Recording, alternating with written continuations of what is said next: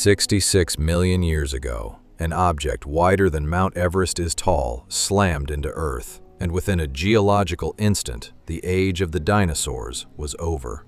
But the asteroid did not simply crush every dinosaur beneath it. Most animals never saw the impact, never felt the first earthquake, and lived thousands of miles from the crater.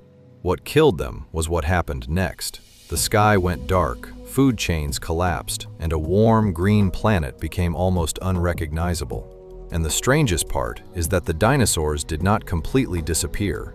Their survivors are still outside your window today. At the end of the Cretaceous period, Earth was a greenhouse world. Sea levels were high, forests grew far toward the poles, and non-avian dinosaurs occupied nearly every major land ecosystem. Tyrannosaurs ruled as apex predators. Herds of horned and duck-billed dinosaurs crossed the continents. Smaller feathered hunters moved beneath them, while giant marine reptiles dominated the oceans. Then, at the boundary between the Cretaceous and Paleogene periods, roughly 3/4 of all species vanished. Every non-avian dinosaur disappeared. So did the ammonites, the pterosaurs, and the largest marine reptiles. For centuries, nobody even imagined that an entire species could simply cease to exist. In the late 18th century, the French naturalist Georges Cuvier compared living elephants with fossil bones and reached a radical conclusion. Some animals belonged to lost worlds. Cuvier rejected evolution, but he argued that catastrophes had repeatedly destroyed life on Earth. Later, Charles Darwin offered a different picture, one shaped mainly by gradual change over immense periods of time. By the 20th century, gradualism had become so influential that many researchers assumed dinosaurs had slowly declined, outcompeted by mammals, poisoned by new plants, or robbed of their eggs. Then, scientists found a thin line of clay that changed the story. In the late 1970s, geologist Walter Alvarez was studying exposed rock near Gubbio, Italy. Between the final rocks of the Cretaceous and the first rocks of the Paleogene lay a narrow layer of clay.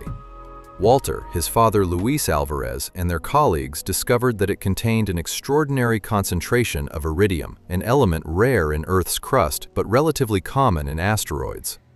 The same chemical signature was soon identified at locations around the world. Whatever had happened was not local. The entire planet had been dusted with material from space. The team proposed a terrifying explanation. A giant asteroid had struck Earth at exactly the time of the extinction. But there was one obvious problem. A collision that powerful should have left an enormous crater, and no such crater was known. The missing scar was eventually connected to a buried circular structure beneath Mexico's Yucatan Peninsula. It was more than 150 kilometers wide, centered near the town of Chicxulub, and almost perfectly matched the age of the extinction. The asteroid itself was probably around 10 to 12 kilometers across.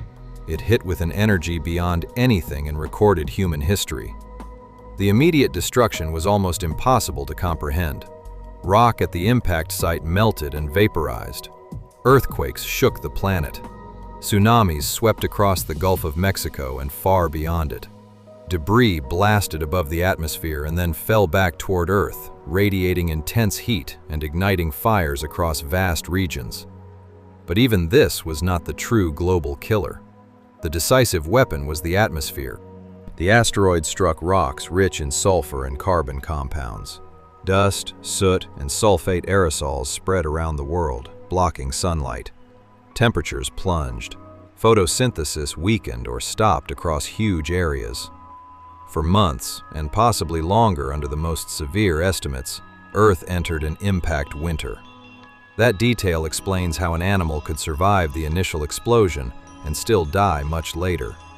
On land, plants withered. Large herbivorous dinosaurs depended on enormous and reliable supplies of vegetation, so they were among the first major groups to collapse. Once the herbivores disappeared, large predators followed. Body size, once one of the dinosaurs' greatest advantages, became a fatal burden.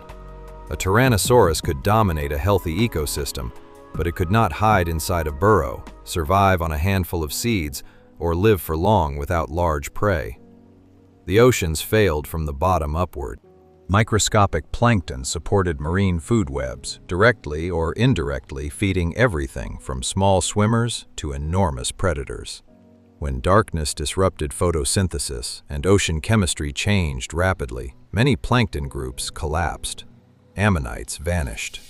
Mosasaurs and plesiosaurs disappeared. Reef communities were devastated. The extinction was not a single wave racing across the planet. It was a chain reaction, and once the first links broke, entire ecosystems came apart. Yet Earth was already under stress before the impact. In what is now India, the Deccan Traps were producing some of the largest volcanic eruptions in the planet's history. Repeated lava flows released gases capable of altering the climate and changing ocean chemistry. Sea levels were also shifting. Scientists still debate exactly how much these pressures contributed, but the strongest evidence points to Chicxulub as the sudden and decisive blow. Volcanism may have weakened parts of the system. The asteroid pushed it beyond the point of recovery. So why did anything survive? The winners were not necessarily the strongest animals. They were the most flexible. Small mammals could shelter underground, eat insects, seeds, roots, and decaying material, and reproduce relatively quickly.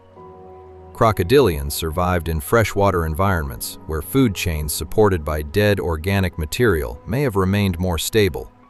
Turtles, amphibians, and some fish also endured. Seeds and spores could wait through the darkness until conditions improved. And one branch of the dinosaur family survived as well: birds. Birds are true dinosaurs, descended from small feathered theropods. Not every bird lineage made it through. Many vanished at the boundary, but some small ground-dwelling birds survived, possibly because they could eat durable seeds that remained available after forests collapsed. Flight helped later, but it was not a magical escape. The survivors still had to endure cold, hunger, darkness, and a ruined landscape. When sunlight returned, recovery did not happen overnight. Ferns spread across devastated ground, forests slowly reappeared. Empty ecological niches opened everywhere, and surviving animals began to diversify. Mammals, once mostly small creatures living in the shadow of dinosaurs, expanded into new diets, new habitats, and eventually much larger bodies. Modern groups of bony fish spread through the oceans. Birds multiplied into thousands of different forms. The world rebuilt itself, but it did not restore what had been lost. No new Tyrannosaurus returned to the top of the food chain. No sauropod herds reclaimed the continents. The asteroid had not merely killed individual animals. It had changed the direction of evolution. Without that collision, mammals might never have inherited the land, primates might never have appeared, and humans might not exist. So the dinosaurs were not defeated in a fair evolutionary contest. For more than 160 million years, they were among the most successful animals Earth had ever produced. Then a space rock struck the wrong place at the worst possible moment and turned sunlight itself into a scarce resource. Most dinosaur lineages vanished. One did not. More than 10,000 species of birds live today, from hummingbirds to ostriches. The age of the dinosaurs ended 66 million years ago, but every time a crow lands on a rooftop, a small piece of that lost world lands with it. Subscribe to discover more stories from Earth's lost worlds.